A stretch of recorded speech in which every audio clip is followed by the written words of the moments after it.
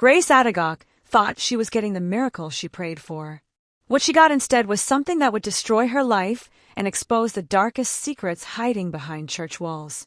This is her story, and after you hear it, you'll never look at miracle services the same way again. In the bustling heart of a barred city, where concrete towers stretched toward heaven and car horns created their own urban symphony, lived a woman whose gentle spirit seemed almost out of place among the chaos. Grace Adagok moved through her days with the kind of quiet kindness that made strangers smile without knowing why. Her husband Connell would often catch glimpses of her watering the small garden on their apartment balcony, humming softly to herself, and wonder how someone could maintain such peace while carrying such deep pain. 14 years. That's how long Grace had been waiting, hoping, praying for the one thing that felt like it would complete their family. 14 years of empty cribs that never got used, of baby clothes bought in hopeful moments but never worn, of friends and relatives asking when they would finally have children, each question landing like a small knife in her heart.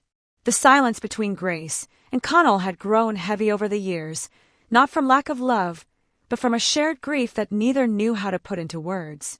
Every month brought the same crushing cycle. The careful counting of days, the tentative hope, the quiet prayers whispered in bathroom stalls and kitchen corners. Grace would find herself holding her breath during those final days before her period was due, analyzing every small change in her body, every flutter of nausea or moment of fatigue, wondering if this time might be different. And then would come the familiar cramping, the telltale signs that another month had passed without the miracle she desperately wanted.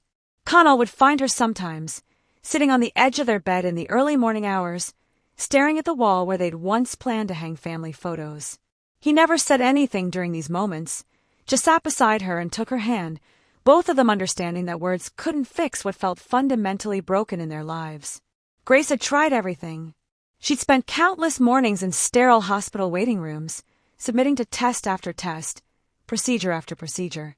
The fertility clinic became as familiar as her own home, with its beige walls covered in inspirational posters about perseverance and hope. She knew all the nurses by name, could navigate the maze of hallways with her eyes closed. Dr. Martinez, her primary fertility specialist, had become more like a family friend than a medical professional, someone who shared in their disappointments and celebrated their small victories. The procedures had names that sounded like foreign languages: intrauterine insemination, in vitro fertilization, ovarian stimulation. Each one came with its own set of side effects, its own emotional roller coaster, its own hefty price tag that slowly ate away at their savings. Grace's body became a battleground of hormones and hope, swelling and shrinking according to treatment cycles that seemed to control every aspect of their lives. Doctors would review her charts with practiced sympathy, explaining medical terms that all seemed to lead to the same conclusion. There was nothing obviously wrong, but nothing was working either. Unexplained infertility, they called it, as if giving it a name made the situation any less heartbreaking. Grace often wondered if having a clear diagnosis might actually be easier. At least then there would be something concrete to fight against, some specific problem to solve. She'd driven hours to prayer mountains, joining groups of women who climbed rocky paths before dawn, crying out to God as the sun rose over distant hills. These gatherings had their own rhythm, their own desperate energy.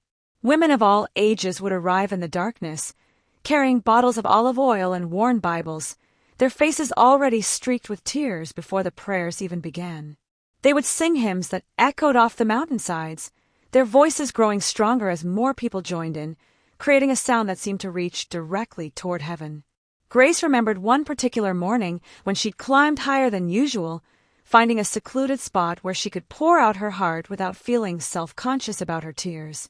The city spread out below her like a blanket of lights, and she'd wondered if God could see her up there, if her prayers were any louder or more important at that altitude. She'd stayed until the sun was fully up, her knees raw from kneeling on the rocky ground, her voice hoarse from pleading. She'd fasted until Connell worried she might collapse, drinking only water and reading scripture until the words blurred together on the page. These fasting periods became intense spiritual marathons, days when Grace would feel simultaneously closer to God and more aware of her physical limitations. She'd sit in their small living room, surrounded by open Bibles and devotional books, marking passages about God's faithfulness and the power of persistent prayer. The hardest part wasn't the medical appointments or even the physical discomfort of treatments.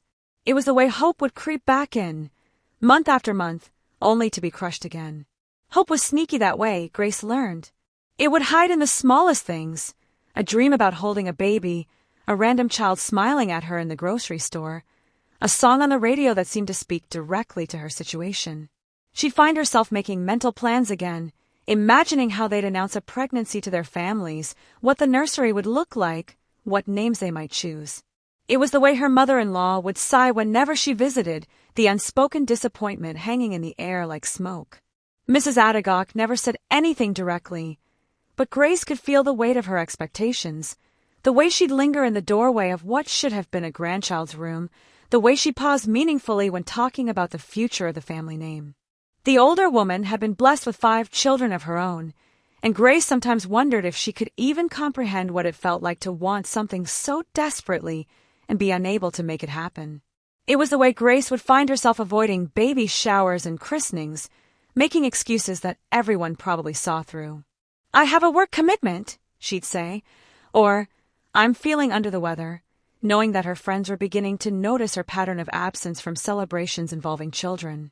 She'd stopped visiting certain relatives whose homes were filled with the sound of laughing children, stopped going to church events where families gathered with their little ones dressed in matching outfits. The social isolation that came with infertility was something Grace hadn't expected. She thought the hardest part would be the medical challenges, but it turned out that watching other people effortlessly achieve what seemed impossible for her was equally devastating. Friends would announce pregnancies with casual joy, complaining about morning sickness or swollen feet, and Grace would nod and smile while feeling like she might die from wanting to trade places with them. Connell never complained, never blamed her, never even suggested they explore other options like adoption or surrogacy. But Grace could see the way his shoulders sagged a little more each time another friend announced a pregnancy. She could feel the space between them in bed growing wider, not from anger or resentment, but from the weight of unfulfilled dreams pressing down on them both. They'd stop talking about names they liked or what color to paint the nursery. They'd stop making jokes about how crazy their lives would be with little ones running around.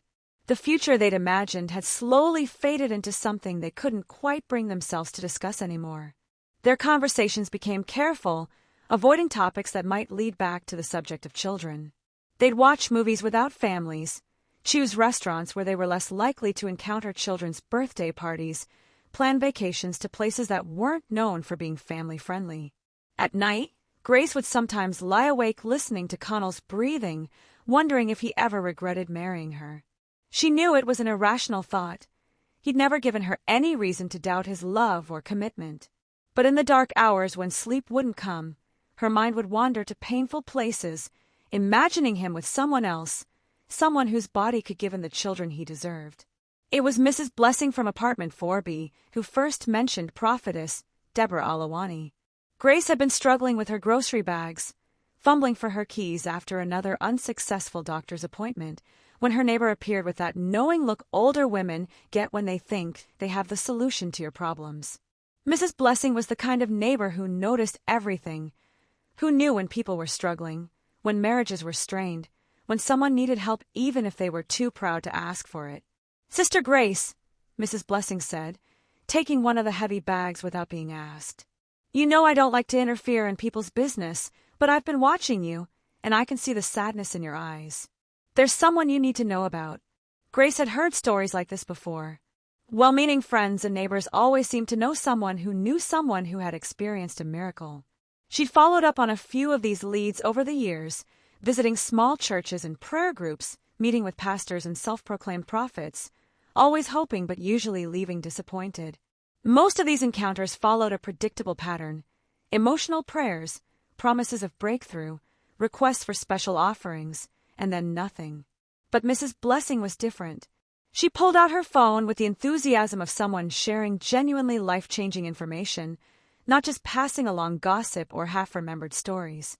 The videos she showed Grace were clear, professional, showing real people with real joy in their eyes, holding babies they insisted had been impossible just months before. The sanctuary of the living mantle, Mrs. Blessing explained, scrolling through more testimonies with the expertise of someone who had clearly spent considerable time researching the subject. People come from all over the country. The prophetess, she has a gift. I've seen it myself, Grace. Women who've been trying for years, just like you, walking out of their pregnant within weeks. The testimonials were unlike anything Grace had seen before. These weren't the shaky phone recordings or secondhand stories she'd encountered in the past. These were professionally produced videos featuring women who looked just like her, who spoke with the kind of conviction that was hard to fake, who provided specific details about their struggles and their miraculous turnarounds. Grace felt that familiar flutter of hope in her chest, the same feeling she'd learned to be cautious about over the years. But these videos were different. These weren't fuzzy recordings or secondhand stories. These were clear testimonials from women who looked just like her, who spoke with the kind of conviction that was hard to fake. That night, Grace showed the videos to Connell. They sat on their small couch, his arm around her shoulders, watching testimony after testimony in the blue glow of her phone screen. A woman named Sarah spoke about trying to conceive for 8 years before visiting Prophetess Deborah. Her voice shook with emotion as she described the exact moment the prophetess had called her forward during a service, how she felt something shift inside her body during the prayer. 3 weeks later, she was pregnant with twins who were now healthy toddlers running around in the background of the video. Another woman, Mercy, shared her story of multiple miscarriages before receiving prayer at the church. She'd lost 4 pregnancies in 5 years, each loss more devastating than the last, until she'd almost given up hope entirely. But after one visit to the sanctuary of the living mantle, everything changed. Her healthy baby boy was now 6 months old, sleeping peacefully in her arms as she spoke to the camera with tears of joy streaming down her face. The stories kept coming, each one more compelling than the last. Women who had been told by doctors that they would never conceive naturally were holding miracle babies. Couples who had exhausted their savings on fertility treatments were suddenly expecting without any medical intervention. The pattern was always the same. Desperate people would attend one of Prophetess Deborah's special services, receive prayer, and within weeks or months, their lives were completely transformed. "What do you think?" Grace asked quietly when the last video ended, her voice barely above a whisper. Connell was quiet for a long moment, his hand gently stroking her hair in the way that always comforted her. Grace could feel the tension in his body, the careful way he was choosing his words. She knew he'd been disappointed too many times to let himself get excited about another possibility, but she also knew he'd support whatever she decided to do. "I think," he said finally, measuring each word, "that we've tried everything else. If this gives you hope, if you want to go, then we go. But Grace," he paused, turning to face her fully, "I need you to promise me something. If this doesn't work out, if it's another disappointment, you won't blame yourself. We'll figure out another path forward together." The next morning, Grace found herself researching Prophetess Deborah Alawani and the sanctuary of the living mantle with the intensity of someone preparing for the most important exam of her life. The church's website was impressive, featuring professional photos and detailed information about services. Everything about it seemed legitimate, established, successful. The prophetess herself was striking, a woman who appeared to be in her 50s, with sharp, intelligent eyes and a presence that seemed to command attention even through a computer screen. Prophetess Deborah wore flowing robes in various shades of green and gold, colors that seemed to shimmer and move even in still photographs. There was something about her expression that was both serene and intensely focused, as if she could see things that others couldn't.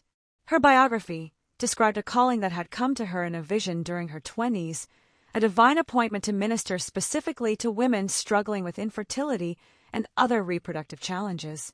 The testimonials section of the website contained dozens of stories, each one more amazing than the last.